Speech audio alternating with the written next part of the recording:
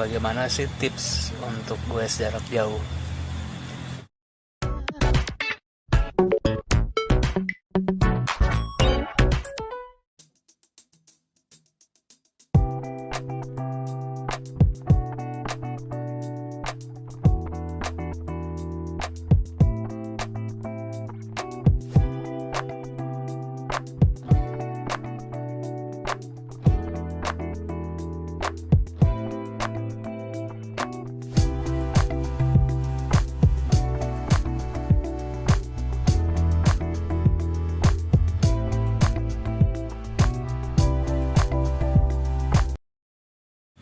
Sebetulnya kalau menurut saya tidak terlalu sulit. Pas saja sih yang harus kita persiapkan untuk goes jauh. Yang pertama, ini menurut saya ya, mungkin versi yang lain bisa berbeda. Yang pertama tentunya kita harus tentukan target. Target kita mau kemana. Misalnya dari A, domisili kita, kemudian ke B, B-nya itu di mana.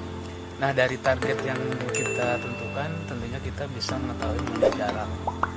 Saat ini gampang saja sih, Google Map bisa kita lihat, diketahui jaraknya, ataupun misalnya kita dengan aplikasi Komoot, seperti yang di atas ini, Komoot ya, kita bisa melihat jarak, malah bisa melihat elevasi, ketinggian, ataupun istilahnya di mana saja sih yang nanjaknya, di mana saja sih yang turunannya, kita bisa lihat. Nah, dari target itu tentunya jarak kita bisa ketahui. Dari jarak ini kita urut ke belakang, berapa hari kemampuan kita untuk menempuh jarak tersebut. Misalnya jaraknya sekitar 300 km misalnya. Kalau saya sendiri, target per hari antara 80 km sampai 100 km, tergantung kondisi jalan ya, tergantung elevasi juga. Contoh lah, kalau kita misalnya sehari 100 km, berarti kalau 300 km itu berarti 3 hari. Ya, untuk cadangannya kita tambah 1 hari jadi 4 hari. Dari target yang kita tentukan itu, 4 hari atau 3 hari, apa saja perlengkapan yang harus kita bawa.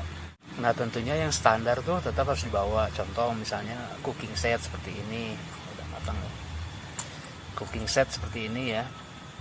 Kemudian P3K misalnya, karena siapa tahu kita ada trouble ataupun yang mudah-mudahan tidak terjadi kecelakaan kecil ya. Kemudian tentunya toolkit untuk sepeda, termasuk ban dalam ataupun alat tambal bannya, pompa, dan segala macamnya. Nah, kalau yang standar itu jelas selalu harus dibawa. Kemudian yang di luar standar, saya pikir itu tergantung lintasan. Contohnya begini, kalau kita misalnya mau nyusur ke pantai selatan atau Pansela ya, jadi tidak mungkin kita membawa sleeping bag karena daerahnya pasti panas ya. Tapi kalau menurut saya yang cocok, dulu saya memakai bukan sleeping bag, sarung bag, yaitu 2 sarung disatukan, dijahit, itu sangat nyaman sekali karena tertutup semua untuk menghindari nyamuk ya. Kemudian sebaliknya, kalau kita ke daerah pegunungan, misalnya mau ke Dieng, tidak mungkin kita tidak membawa jaket yang cukup representatif untuk menahan dingin. Masa kita hanya membawa jaket biasa aja? Nah, itulah dari lintasan yang kita pelajari, kita akan bisa memanage perlengkapan apa saja yang harus kita bawa, selain perlengkapan yang standar. Kemudian setelah kita perlengkapan itu kita udah oke, kita list. Biasanya saya pakai checklist ya. Ini dari mulai perlengkapan kepala, kemudian baju ganti, sepatu, terus kaos kakinya, cooking set, P3K, senter, GPS, kemudian alat komunikasi, terus power bank, kemudian kalau ada solar cell yang harus kita bawa. Karena kita biasanya, kalau saya sendiri goes mandiri sih, tidak rombongan. Jadi harus membawa perlengkapan sendiri. Kalau rombongan ada enaknya sih sebetulnya, kita bisa membagi-bagi tugas. Si A bawa ini, si B bawa ini, si C bawa ini. Tapi kalau kita goes sendiri, kita harus bawa semuanya sendiri. Kemudian setelah perlengkapan itu kita lengkapi.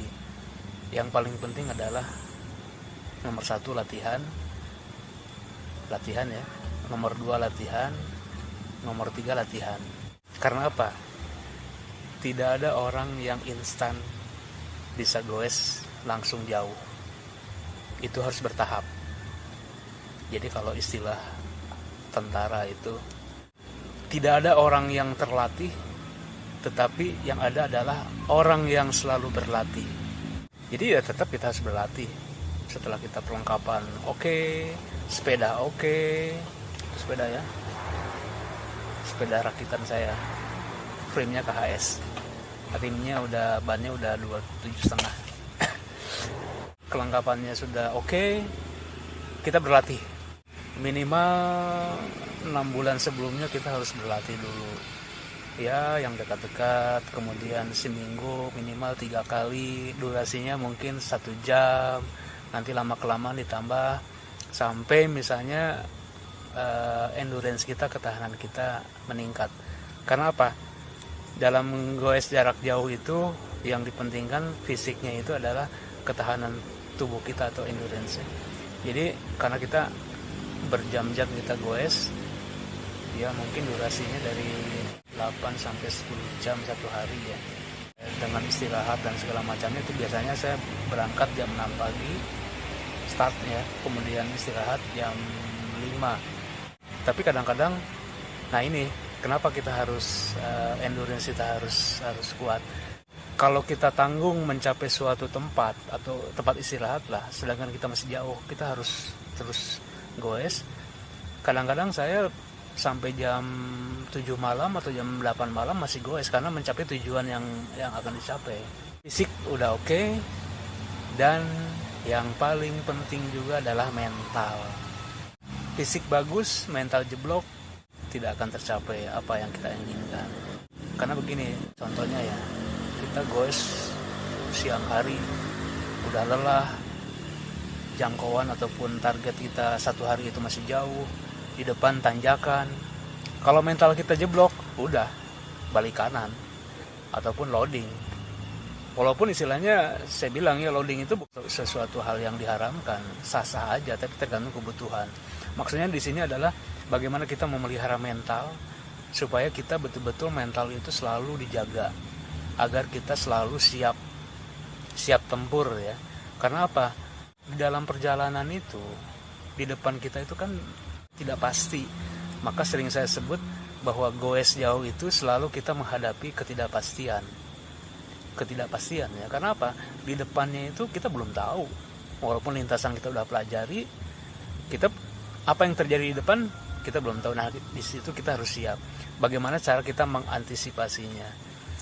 Kemudian kalau kita acak aja ya, setelah lintasan kita dapat perlengkapan kita fisik kita udah mental kita udah terpelihara, dan yang penting juga adalah kita menjalin komunikasi dengan sahabat-sahabat kita di sepanjang lintasan. Artinya kita menyimpan nomor kontak segala macamnya. Bukan untuk merepotkan mereka, tapi mana tahu kalau terjadi sesuatu di dalam perjalanan kita ini, kita gampang untuk kontak sahabat-sahabat kita yang terdekat. Itulah gunanya kita mengumpulkan nomor kontak sahabat-sahabat kita sepanjang lintasan yang kita lalui. Mungkin itu yang paling penting sebetulnya. Tidak terlalu sulit bagaimana tips untuk goes jarak jauh. Saya rasa cuma itu. Oke, kita minum.